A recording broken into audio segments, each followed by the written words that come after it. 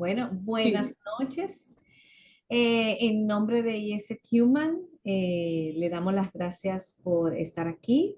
Qué bueno que van a aprovechar este webinar de liderazgo consciente. Mi nombre es Nancy Marrero, yo soy la directora de IESEC. Y para que conozcan un poco de nosotros somos una escuela de coaching en el país desde el año 2006, certificando coaches, ya vamos para nuestra promoción número 54 en noviembre, pero también acompañamos a las organizaciones en el desarrollo de sus habilidades blandas. Entonces, el año pasado, para esta época, yo decidí como parte de requisito de educación continua del International Coaching Federation, hacer el curso de inteligencia emocional con el equipo de Daniel Goleman. Y tuve la dicha, la bendición de que mi facilitadora de ese entrenamiento fue Patricia Figueroa. Y la verdad que todas esas semanas que pasamos, como 12 semanas, ¿verdad, Patricia? Como 12 12 semanas. semanas, eh, en un muy buen entrenamiento, pues hizo que tuviéramos una buena amistad, además de ser mi facilitadora de ese taller. Entonces, hablando y conversando con Patricia, wow, liderazgo consciente, la fuerza de la inteligencia emocional. Entonces, para que ellos vean, además de lo que yo he dicho, el extraordinario ser humano que es, además de eso, pues también está para que conozcan un poquito de su expertise. Ella es coach ejecutiva, es especializada en liderazgo emocionalmente inteligente y residente en Latinoamérica. Ella vive en México, pero no tiene 2 horas con nosotros, tiene tres, nunca, 4. 4 horas de diferencia con nosotros en este momento. Trabaja con clientes de habla inglesa e hispana, incluidos directores generales y altos ejecutivos de todo el mundo, en habilidades de negociación e influencia, gestión de conflictos y gestión de su poder personal. Actualmente facilita los cursos de inteligencia emocional de Daniel Goleman en inglés y en español. Entonces, bueno, Patricia, aquí estamos para aprender hoy un poco más de lo que es ese liderazgo consciente y cómo nos va a beneficiar a nosotros como líderes en nuestras organizaciones. Muchísimas gracias, Nancy. Gracias por la confianza y por la invitación. Ya sabes que yo encantada de colaborar contigo. Como lo dijiste, además de ser tu facilitadora, creo que hicimos una bonita amistad, ¿no? Y van a salir muchas cosas muy bonitas de esto. Y el objetivo de este webinar de liderazgo consciente, lo que queremos lograr es que a través de liderazgo consciente con inteligencia emocional, ustedes puedan transformar la forma en que gestionan sus equipos, la forma en que toman decisiones y la forma en que promueven un ambiente laboral positivo y productivo. Entonces vamos a ver cómo la inteligencia emocional se entrelaza con todo esto. Pero antes que nada, ¿qué es inteligencia emocional? Entonces, como Nancy bien sabe, Daniel Goleman, aun cuando no fue el primero en hablar de inteligencia emocional, sí fue la persona que se encargó de que todo el mundo conociera el término, ¿no? Entonces escribe acerca de la inteligencia emocional y él dice, yo voy a saber que tuve éxito, y eso fue pues hace, ¿qué? 25 años. Si dentro de 20 años cada persona que escuche inteligencia emocional sabe de lo que se trata, ¿no? Entonces creo que la meta lo logró conseguir porque al día de hoy todos sabemos lo que es inteligencia emocional, ¿no? Y es una manera distinta de ser inteligente. En algún momento se pensó que era como una dicotomía la inteligencia emocional y la inteligencia cognitiva, pero la verdad es que las dos vienen a complementarse. Y desde la perspectiva de Daniel Goleman, entonces la inteligencia emocional lo que nos permite es entender cómo mis emociones, mis pensamientos, mis acciones me afectan a mí y cómo impactan en los demás y cómo puedo utilizar toda esta información para gestionar de mejor manera mis relaciones. Yo siempre bromeo cuando me preguntan qué es lo que vendo, entonces siempre digo que vendo mejores relaciones interpersonales. ¿Por qué? Que lo hago a través del curso de inteligencia emocional, porque a través de la inteligencia emocional aprendemos a conocernos, a gestionarnos, a conocer a la persona que tenemos enfrente y a utilizar toda esta información para mejorar nuestras relaciones. Pero ahorita más adelante me voy a detener un poquito más en explicarles. Ok, entonces, lo primero que les quiero presentar es el modelo con el que trabajamos de Daniel Goleman. Es un modelo de competencias. Entonces, él a través de muchos años de investigación, lo que hizo fue crear un modelo destilando cuáles eran aquellas competencias que hacían que un líder sobresaliera del promedio. O sea, aquellos líderes que eran sobresalientes y exitosos, él empezó como a destilar este modelo, fijándose en qué competencias tenían estos líderes. Y crea este modelo de competencias que están alojadas en 4 bloques. Cada color representa un bloque. Entonces, en el primer bloque tenemos la conciencia emocional, donde tenemos autoconciencia y enfoque. Y en conciencia emocional yo lo que hago es enseñarle al cliente a leerse a sí mismo. ¿A qué me refiero con esto? A entender por qué se siente como se siente, cuáles son las emociones que está sintiendo y de dónde vienen. Y en un segundo bloque, lo que hago es, si ya lo enseñé a leerse, ahora lo enseño a gestionarse. Ya entendí por qué me siento como me siento. Ya entendí que esto me frustra, ya entendí que esto me enoja, ya entendí que esto me agobia. Ahora, ¿qué hago con esto? ¿No? Y lo primero que les enseño es que las emociones no se controlan, las emociones se gestionan. ¿Por qué? Porque cuando yo intento controlar algo, le doy más fuerza. Entonces, si me siento ansiosa y quiero bloquear y decir, no estoy ansiosa, me va a generar todavía más ansiedad, ¿no? Entonces, aprendemos con los clientes a gestionar estas emociones. En un tercer bloque, en el de conciencia social, donde podemos encontrar empatía y conciencia organizacional, si en el primero te enseñé a leerte y en el segundo a gestionarte, en el tercer bloque lo que hacemos es pasar el lente a la persona que tenemos enfrente. Empiezo a leer al otro. Y esto tiene que ser forzosamente en este orden. ¿Por qué? Porque yo no puedo identificar en otra persona lo que no puedo identificar en mí misma. Yo no puedo reconocer la frustración en la persona que tengo enfrente si no sé lo que se siente ser frustrado o no puedo identificar cómo se siente ser frustrado. Estar frustrado, perdón. Y en un cuarto bloque, que es el de gestión de relaciones, donde vemos competencias como influencia, trabajo en equipo, liderazgo inspiracional, coaching y mentoreo. Si me regreso, si ya te enseñé a leerte, ya te enseñé a gestionarte y ya te enseñé a leer a la persona que tienes enfrente, entonces ahora sí, ¿cómo puedo utilizar toda esta información para mejorar todas mis relaciones? Insisto, tiene que ser en este orden porque, por ejemplo, en influencia, yo no puedo influir en nadie si no pude empatizar y conectar primero con esta persona. Y para poder conectar y empatizar primero con esta persona, tuve que estar muy consciente de cuáles serán mis emociones para poder conectar y gestionar mis emociones de mejor manera, ¿no? Entonces, va en este orden. Hoy no nos va a dar tiempo, obviamente, de platicar de las 12 competencias, pero sí voy a platicarles un poquito de cada uno de los bloques y cómo podemos mejorar en cada uno. Si tuvieran preguntas, les voy a pedir que las escriban en el chat y al final yo contesto todo. Muy bien, entonces, ¿qué es lo que puede hacer un líder con inteligencia emocional? Adelante, denme un segundo. Ya, acá está. Entonces, un líder consciente con inteligencia emocional, ¿para qué le va a servir? Le va a servir para adaptarse mejor al cambio. Le va a servir para entrenar y desarrollar a otros de mejor manera. Ayudar a que los cambios se produzcan, que haya menos resistencia a los cambios, a tener rendimiento en situaciones de estrés. ¿Cómo es esto? Si yo me siento estresada y sé gestionar la emoción, entonces voy a poder seguir continuando con mi productividad de diferente manera. Si yo no sé gestionar mi emoción, me va a estar pegando en mi desempeño y en mi productividad.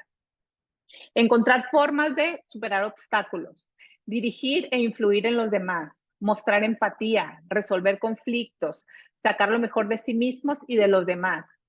Como les dijo Nancy, este curso de inteligencia emocional, pues ya tengo varios años dándolo para Daniel Goleman, con personas de diferentes lados del mundo. Entonces, algo de lo que me preguntan es cómo es que el programa funciona cuando somos a veces tan diferentes, ¿no? Y tenemos ideologías diferentes o religiones diferentes, idioma diferente.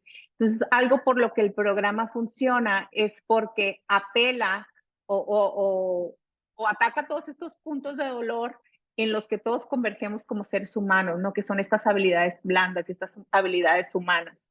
Entonces, a mí a veces me llama mucho la atención cómo les digo, es que al final del día nos duele lo mismo. Yo sé que hay problemas serios en el mundo, ¿no? Yo sé que hay problemas muy, muy importantes, pero hay como ciertas características en las que todos convergemos, como por ejemplo esta necesidad de ser vistos, esta necesidad de ser escuchados, esta necesidad de sentir que lo que te digo de alguna manera te está importando.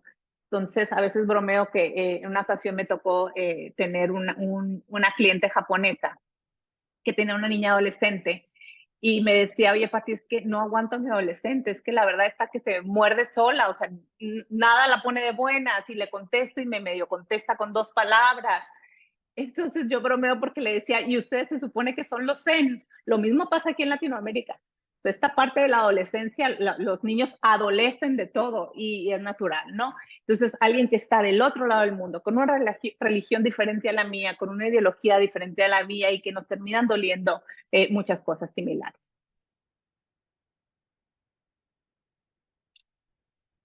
Entonces, como les decía, no podemos abordar en este momento las 12 competencias, pero sí podemos platicar de estos 4 bloques. Entonces, el primero era conciencia emocional. ¿Y cuál es la importancia de la conciencia emocional en el liderazgo? Ahorita les voy a compartir unos datos interesantes de cómo impacta la autoconciencia en el líder. Pero recordando un poquito, entonces la autoconciencia es saber por qué me siento como me siento y cómo eso impacta en mí y en mis decisiones y en mis relaciones con los demás. Y aquí les comparto un dato importante. Se hizo un estudio, la empresa Korn Ferry hizo un estudio y encontró que el 92% de los líderes con fuerza en esta competencia de autoconciencia, tenían grupos con alta energía y rendimiento el 92% del tiempo. ¿Por qué? Porque las emociones son contagiosas y generalmente el líder es el que marca el tono. Entonces, imagínense que ustedes son el líder de su equipo y van a tener una junta y si ustedes llegan bien energetizados y de buenas, seguramente los van a contagiar porque las emociones son contagiosas, los van a contagiar de esta energía. Pero por el contrario, si vienen molestos, angustiados, nerviosos por X o Y situación, aunque ustedes sean muy educados y diplomáticos, la emoción se contagia. Entonces, lo que puede pasar es que su grupo, su equipo se empieza a sentir también molesto o ansioso porque empiecen a resonar con esa emoción que ustedes tienen. Entonces, funciona para bien y para mal. Si se dan cuenta aquí, otro dato que les puse es que los líderes que tienen poca autoconciencia crearon climas negativos el 78% del tiempo. Entonces, eso nos pega en todo, nos pega en el rendimiento, porque cuando nos sentimos inundados de una emoción que nos genera malestar, la verdad es que no funcionamos igual, ¿no? Traemos el alma en ese pendiente y no funcionamos igual. Por eso es que impacta tanto la emoción que traiga el líder. Tenía una cliente que me decía, yo siempre me pregunto, antes de entrar con un equipo o antes de tener una junta o antes de tener una sesión 1 a 1 con un colaborador, siempre me hago la pregunta para revisarme, ¿a qué emoción estoy invitando? Porque si estoy muy ansiosa, voy a invitar a la ansiedad. Si estoy muy enojada, voy a invitar a sacar el enojo del otro. Entonces, como hacernos responsables de nuestras propias emociones, ¿no? Y preguntarnos a qué emoción estoy invitando.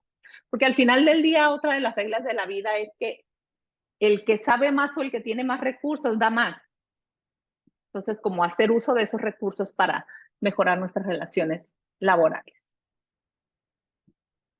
Ok, entonces, cuando doy los talleres, uno de los ejercicios que les pongo, ok, identifícame cuáles son las emociones que tuviste en las últimas 24 horas, ¿ok? Entonces, generalmente me dirán 3 o 4 emociones. O sea, estaba contenta, estaba enojada, estaba triste, estaba molesta. Pero la verdad es que hay todo un abanico de emociones y por eso les puse aquí esta ruleta de las emociones. Hay todo un abanico de emociones y en la medida que yo puedo granular la emoción e identificarla, es mucho más fácil para mí resolverla. resolverla. ¿A qué me refiero con esto? Por ejemplo, el enojo. Si se fijan aquí que está en rosita, rojito. Hay muchas emociones debajo del paraguas del enojo, pero entre más la puedo yo granular o definir, va a ser mucho más fácil para mí resolverlo. Por ejemplo, dentro del enojo está la molestia, y dentro de la molestia está a lo mejor el sentirme irrespetado.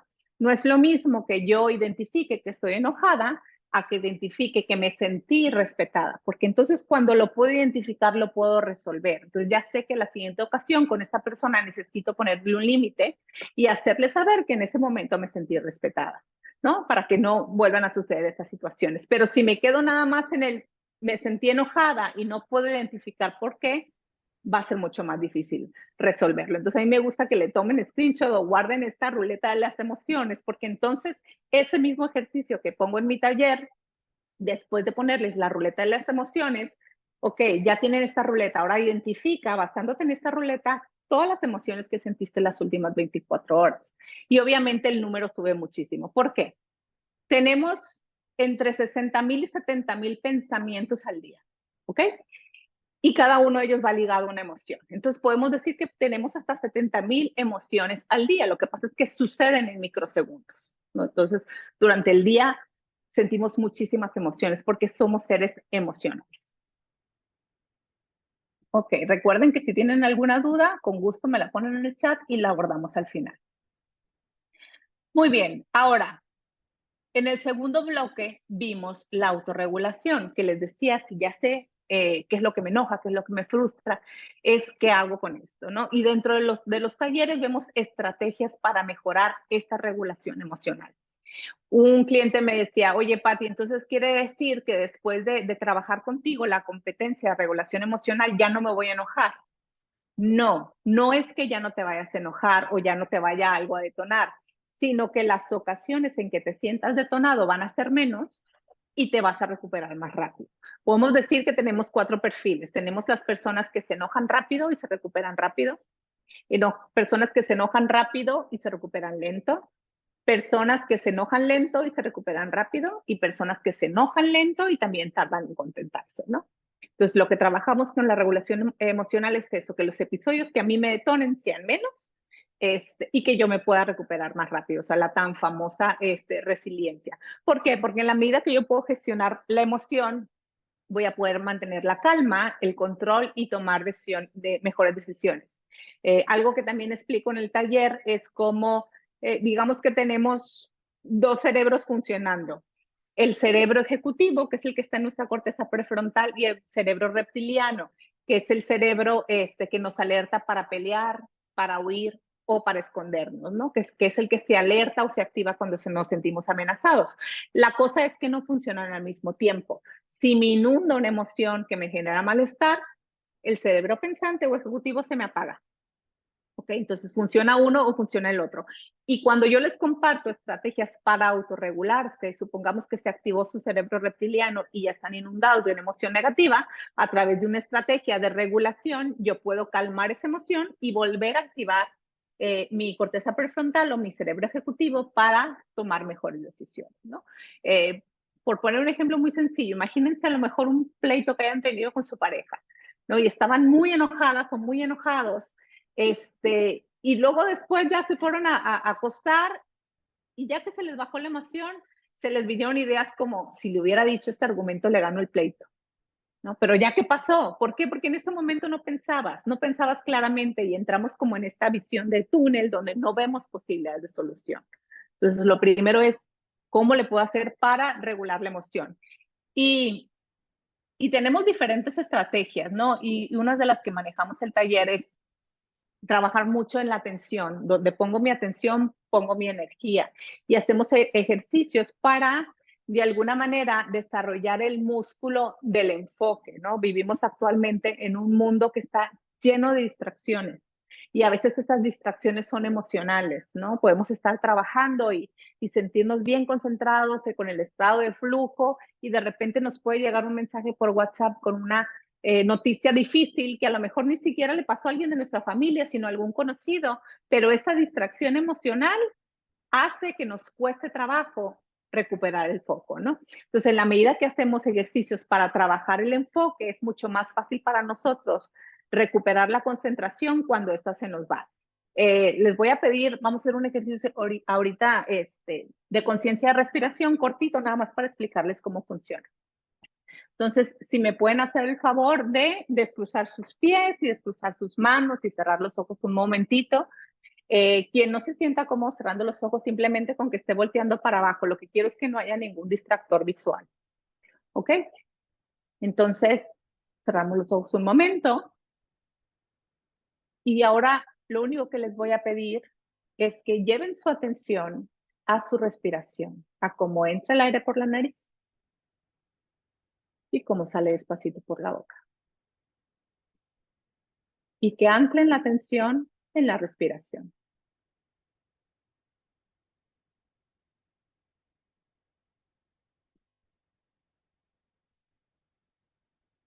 Y si mientras hacen esto su mente se va a otro lado, porque es normal que el cerebro se distraiga, no pasa nada. Solo lo hacen consciente y regresan a la respiración las veces que sea necesario.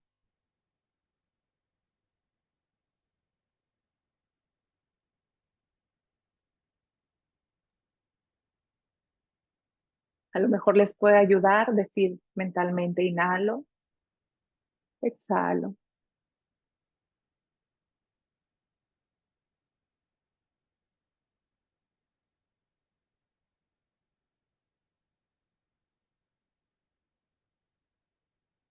Y ahora les voy a pedir que inhalemos en 4 tiempos. Vamos a detener 4 tiempos y vamos a exhalar en 8. Va. Inhalamos. Detenemos. Exhalamos.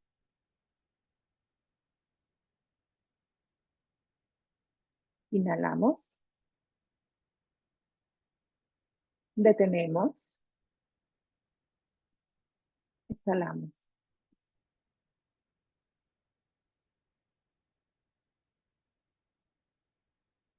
Y así mantenemos la atención anclada en la respiración.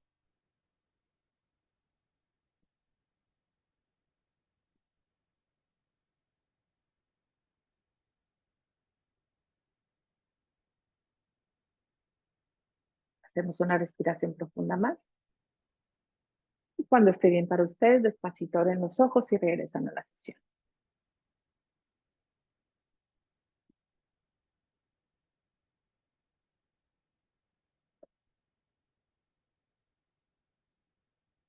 Ok, este fue un ejercicio muy pequeñito de atención plena, ¿no?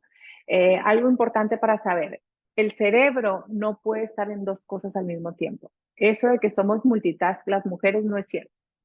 Nuestro cerebro brinca muy rápido de una actividad a otra, pero no podemos estar en 2 cosas al mismo tiempo. Entonces, si yo forzo mi atención a ir a algún lugar, como en este caso fue la respiración, cualquier otra cosa que esté sucediendo, cualquier otra cosa, emoción, va a tender a bajar porque no tiene mi atención. ¿Ok?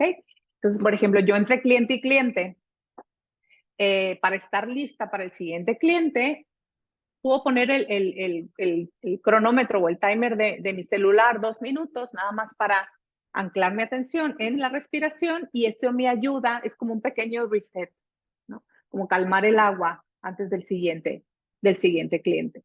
Hay quienes pueden trabajar con, a lo mejor, con ejercicios de atención plena un poquito más prolongados, a veces hay muchas meditaciones que pueden utilizar que vienen en YouTube, pero la intención es esta: entrenar este músculo del enfoque. En la medida que yo hago este tipo de ejercicios, va a ser mucho más fácil para mí, si tengo 90 pendientes y hoy me tengo que encargar del 85, poner entre paréntesis lo demás y realmente encargarme de ese 85.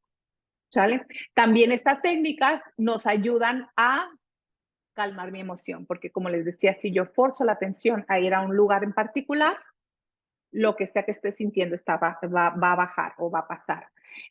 Ahorita fue la respiración, pero por ponerles un ejemplo, los golfistas, el golf es un deporte muy mental, entonces a veces sí toca que se sienten ansiosos o se sienten nerviosos, entonces algo que hacen mucho es, si conocen las pelotitas de golf tienen como hoyitos, entonces empiezan a sentir los hoyitos y llevar su atención a cómo se sienten los hoyitos en sus manos, y eso les ayuda a calmar la ansiedad o el nervio que pudieran estar teniendo.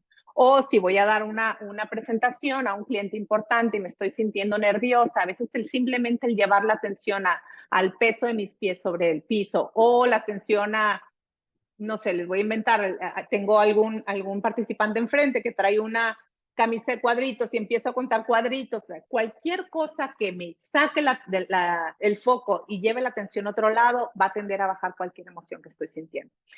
Me gusta hacer la aclaración que esto es en términos normales, ¿no? Por ejemplo, si alguien tiene una depresión severa porque acaba de tener una pérdida, obviamente esto no va a salir con un ejercicio conductual como el que les estoy diciendo, es algo que se tiene que tratar de una manera profesional, ¿no? Pero en términos normales, las emociones que nos generan malestar y que podemos sentir es mucho más fácil regularlas de esta manera.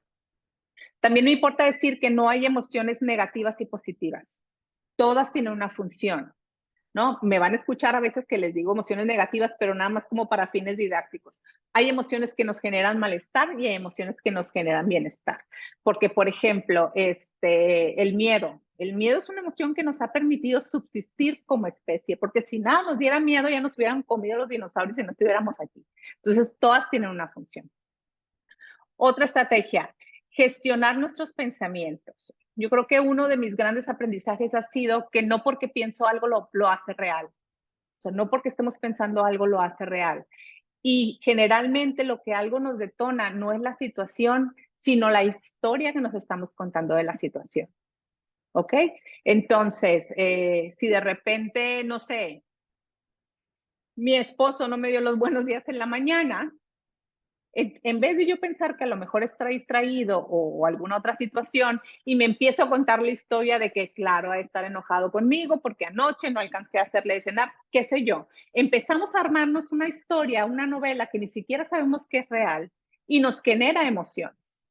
Entonces, un antídoto para esto es revisa la historia que te estás contando. Si te sientes que algo te detonó, te sientes molesta, te sientes angustiada, siempre hay un diálogo interno. Revisa qué historia te estás contando y en la medida de lo posible, cámbiala por una historia más amable que justifique la situación. Entonces, tomando este ejemplo del marido, entonces si yo me cambio esa historia de está enojado conmigo y me la cambio de seguramente estaba distraído y ni siquiera se dio cuenta, cambio el pensamiento y cambio la emoción.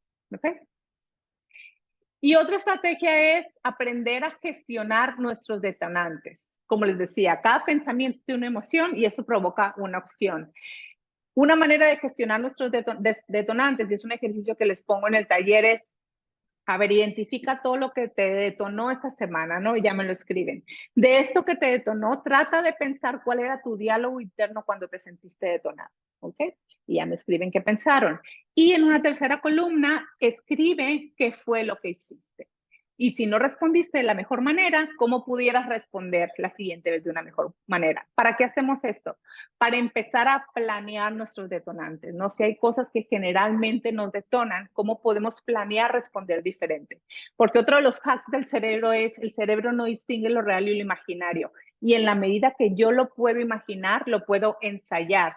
De tal suerte que cuando me sucede en la realidad es mucho más fácil que yo reaccione de la manera que tenía planeado a que si me toma fuera de base y no sé cómo responder, ¿no? Entonces, aprovechar esta hack del cerebro y empezar a planear y a imaginar maneras diferentes de responder a las situaciones que generalmente nos detonan.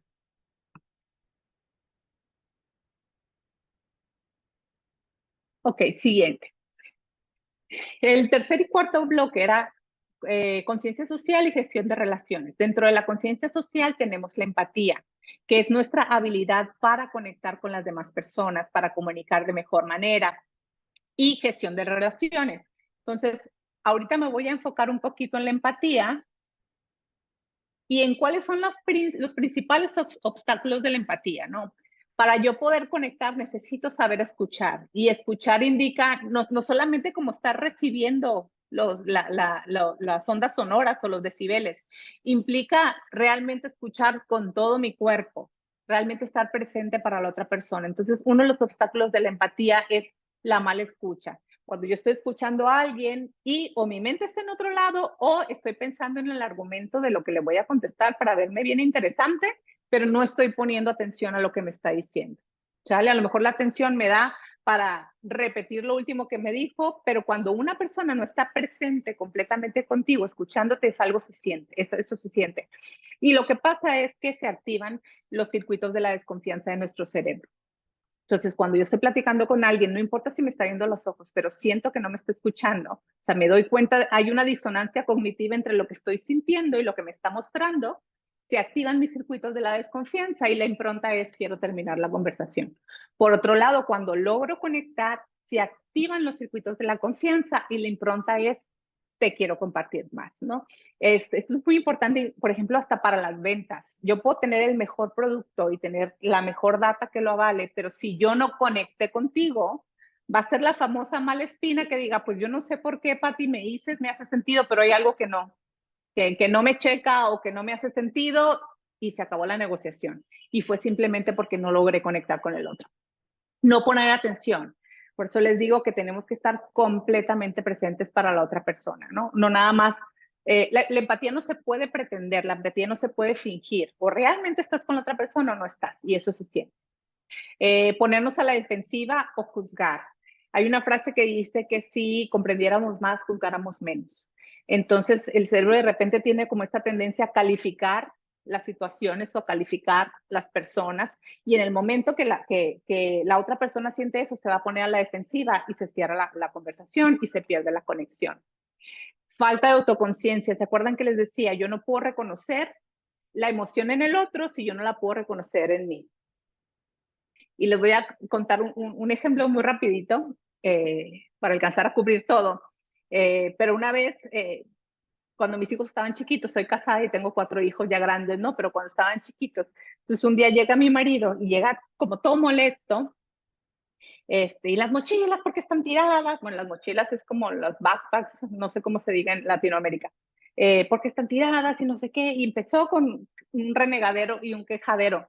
Y yo que lo conozco, porque ya tenemos 22 años de casados, nomás volteé y le dije, amor, ¿traes hambre? Ay, sí, me vengo muriendo de hambre porque no desayuné. Y ya, se acabó el problema y se bajó la emoción porque yo pude dar como en el clavo, pude dar con esa emoción o con eso que él estaba sintiendo. Pero necesito estar muy presente para poderlo identificar. Falta de habilidades de comunicación. Ay, déjenme me regreso un poquito. Necesito saber comunicar lo que estoy sintiendo. Necesito también, siempre les digo que cuando queremos conectar, la manera más segura es habla desde cómo te sientes con la conducta, porque en el momento en que tú le pones una etiqueta al otro, el otro se va a poner a la defensiva. Por ejemplo, los sentimientos no son debatibles. Si yo le digo a un colaborador, me siento molesta, él no me puede decir, no, Pati, no te sientes molesta, porque eso no es debatible, ¿no? Pero si yo le digo, es que siento que fuiste un grosero, él me puede dar 10 argumentos de por qué él siente que no es grosero, porque eso sí es debatible. Entonces, la manera como más segura de abordar una conversación difícil y conectar es habla desde cómo te sientes con la conducta del otro. Otro punto, el contagio emocional. Les decía que las emociones se contagian en lo positivo y en lo negativo. Entonces, si yo me siento muy enojada, puedo contagiar de este enojo a la otra persona y no vamos a llevar la conversación a buen puerto. Entonces, como les decía, preguntarme a qué emoción estoy invitando. Ahora, es bilateral. Así como yo puedo hacer que, o otra persona puede hacer que me contagie ese enojo, yo me enoje, también puedo hacer que el otro se contagie con mi calma. Y eso pasaba mucho cuando me tocaba terapia. No sé si les comentó Nancy, pero di 10 años terapia porque tengo un doctorado en psicoterapia. Y a veces llegaban los clientes o los pacientes muy preocupados o muy desesperados y de repente se sentaban conmigo y se empezaban a calmar. No porque el problema se hubiera resuelto a los primeros 5 minutos, sino porque empezaban a resonar con mi calma. Y cuando resonaban con mi calma, se desinundaban de esa emoción que les generaba malestar y empezaban a ver más opciones de solución. El último obstáculo que les puse aquí es falta de equilibrio emocional. Ya, como les decía ahorita, si me inunda una emoción negativa, no voy a pensar claramente. Entonces, si yo estoy en una sesión 1 a 1 con un colaborador y me doy cuenta que me estoy enojando y no me puedo regular, o pongo pausa a la conversación o busco una estrategia para regularme porque no voy a llevar la conversación a buen puerto porque ni siquiera voy a estar pensando claramente, ¿no? Entonces, tenemos que estar bien conscientes de qué está pasando con nosotros. Muy bien. Ahora, aquí les puse algunas técnicas para mejorar la empatía y construir relaciones sólidas. La primera que les puse aquí es crear momentos humanos. ¿A qué me refiero con crear momentos humanos? Tenemos una tendencia a cosificar a las personas. Vivimos tan distraídos que cosificamos a las personas. ¿A qué me refiero con esto? Pueden ir a una tienda de autoservicio y hay una chica atendiéndolos, una mujer atendiéndolos, compran su artículo, les cobra y ni siquiera la viste a los ojos. Eso es cosificar a las personas. O sea, es un artículo más en la tienda. Se puede crear un momento humano en, no sé, 5 o 10 segundos, el voltear a ver a la persona a los ojos, el decirle buenos días, con eso creas un momento humano y un momento de conexión. Eso por poner un ejemplo muy trivial, pero a veces ni siquiera creamos momentos humanos con las personas que tenemos más cerca y que más queremos. ¿Por qué? Porque puedes estar acostada con tu pareja y cada uno en su celular y ni siquiera están realmente, ¿no? O sea, pueden estar hombro con hombro, pero ni siquiera están realmente presentes. Entonces, el tomarnos la tarea de crear momentos humanos. Segundo, escuchar con atención. Como les decía, no es nada más registrar lo que está diciendo, sino realmente con esta intención de quiero comprender al otro. Tercero, observar desde los 3 niveles de atención. ¿A qué me refiero con esto? Si estoy en una conversación con alguien, revisar qué está pasando conmigo, si me está inundando una emoción, si me siento tranquila, revisar en un segundo nivel qué está pasando en la relación, o sea, cómo se está llevando a cabo la conversación, qué está pasando con el otro, cuál es el contexto, porque a lo mejor estoy tratando con un colaborador y lo siento muy intolerante, pero resulta que tiene un problemón en su casa, ¿no? Porque está pasando por un proceso de divorcio súper difícil. Todo eso tengo que tener en cuenta. No nada más lo que estoy escuchando, ¿no? O sea, esos 3 niveles de enfoque y de atención. Y aquí les pongo algunas recomendaciones útiles para poder ser un líder consciente con inteligencia emocional. Entonces, dentro del bloque de conciencia emocional, mi consejo es, en la medida que puedan, tengan esta presencia plena, estén completamente presentes para la otra persona cuando vayan a tener una conversación. Y los ejercicios de atención plena, como el de conciencia de respiración, sirve. ¿Por qué? Así como les decía, el cerebro tiende a distraerse y están fijados en la respiración y el cerebro piensa en otra cosa, que es lo más normal. Cada que yo lo regreso, fortalezco este músculo del enfoque. Esto también pasa a veces con personas y conversaciones. Puedo estar en la conversación con alguien y de repente mi mente se fue porque tengo otro pendiente, tengo otro problema y a veces me puedo hasta perder el hilo de la conversación. Mi consejo es siempre apuéstenle a la honestidad. Es preferible que yo les diga, ¿sabes qué? Me distraje porque tengo un problema que no tiene que ver contigo, pero ya estoy aquí contigo y recuperas la conexión, a hacer como que no pasa nada y la otra persona lo va a sentir. O sea, le va a sentir esa disonancia cognitiva. Entonces, el tener presencia plena con la otra persona. En cuanto a la gestión emocional, aparte de los ejercicios que les compartí, también acompañar a nuestros colaboradores a gestionar sus emociones. ¿Cómo podemos hacer esto? Simplemente el nombrar y validar lo que les está pasando. Si ven que un colaborador llega molesto, el decirle, te noto molesto, ¿qué pasa? ¿Cómo estás? Validar esa emoción. En la historia de la humanidad nunca nadie se ha calmado porque le digan cálmate. Porque entonces le estás mandando esta señal de está mal lo que estás sintiendo. Y en la medida que yo le puedo decir, ok, te sientes enojado, te veo frustrado, vas calmando la emoción del otro. Y esto funciona por varias cosas. En primera, porque el área del lenguaje, que es el área Broca, se encuentra en la corteza prefrontal. Entonces, para que la otra persona pueda ponerle nombre a la emoción, se tiene que salir del reptiliano para hacer ese proceso cognitivo, decir, ah, esto es lo que me está pasando, ¿no? Entonces, es una manera de ayudarnos. y reencuadrar la conversación. ¿A qué me refiero con esto? Así como les dije, lo que nos detona no es la situación, sino la historia que nos estamos contando de esta situación. También ayudarle al colaborador a decir, a ver, ¿qué historia te estás contando? ¿Y cuál sería una historia más amable que justifique la situación? No lo hacemos para justificar al otro, lo hacemos para bajar la emoción del colaborador y entonces pueda pensar más claramente y tener más opciones de solución. En el bloque de conciencia social, empatizar, conectar, escuchar para comprender, o sea, no para juzgar ni para impresionar, escuchar para comprender y crear un espacio seguro. ¿A qué me refiero con esto? El que la otra persona se sienta que está en un espacio seguro donde no se va a sentir juzgado ni calificado, simplemente escuchado. Y es como cuando tienes, para los que son coaches, cuando tienes una sesión con cliente, al final del día tienes que confiar en la sabiduría del cliente y que él va a encontrar sus propias respuestas, pero necesitas crearle este ambiente de seguridad, este entorno de seguridad para que él se sienta con la confianza de compartir y en ese compartir y bajar su emoción va a encontrar sus propias soluciones.